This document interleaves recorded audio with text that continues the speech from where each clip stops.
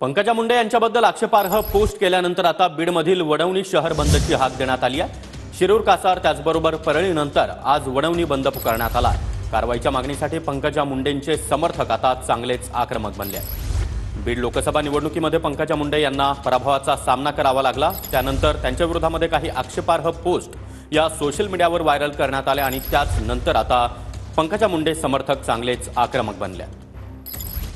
नेत्या पंकजा मुंडे यांच्याबद्दल आक्षेपार्ह विधान केल्याप्रकरणी बीड जिल्ह्यामध्ये सध्या तणावाची परिस्थिती आहे। मी सध्या वडवणी शहरामध्ये आहे। वडवणी बंदची आज हाक देण्यात आलेली आहे। मोठ्या संख्येने जे ओबीसी तरुण जे आहेत ते या ठिकाणी या मोर्चामध्ये पोहोचलेले आहे। वडवणी शहरातून या मोर्चाचं आयोजन करण्यात आलेलं आहे। सकाळपासून जर पाहिलं तर या मोर्चामध्ये हजारो जे तरुण आहेत ते दाखल झालेले आहेत। सकाळी 7:30 वाजल्यापासूनच वडवणी शहर जे आहे ते पूर्णपणे बंद करण्यात आलेले आहेत। हातामध्ये पंकजा मुंडे यांचा फोटो आहे। लोकनेते दिवंगत गोपीनाथ मुंडे यांचा देखील फोटो आहे आणि ज्यांनी जे आक्षेपार्ह विधान केलं त्या प्रकरणात कठोर कारवाई केली जावी अशी मागणी जी आहे सध्या जोर धरताना आपल्याला पाहायला मिळते। हा जो मोर्चा आहे तो इथून तहसील कार्यालय कचेरीवरती जातोय। त्या ठिकाणी निवेदन देण्यात येणार आहे। त्यानंतर संपूर्ण दिवसभर जे आहे वडवणी शहर हे कडकडीत बंद राहणार आहे। बाजूला जर बघितलं कुठलाही अनुचित प्रकार घडू नये यासाठी पोलीस देखील सतर्क असल्याचं आपल्याला पाहायला मिळते।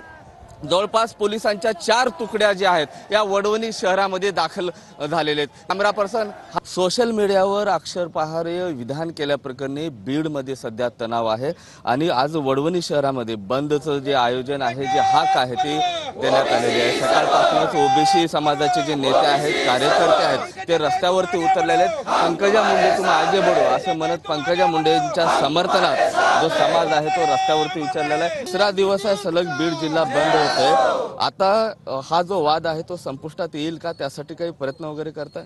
दोन्ही समाजानं शांततेची भूमिका घेऊन हा वाद लवकरात लवकर संपवला पाहिजे।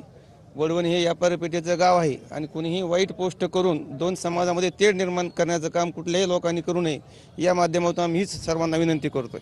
हे वाद नाही झाला पाहिजे। दोन्ही समाजामध्ये तेढ निर्माण झालेला आहे।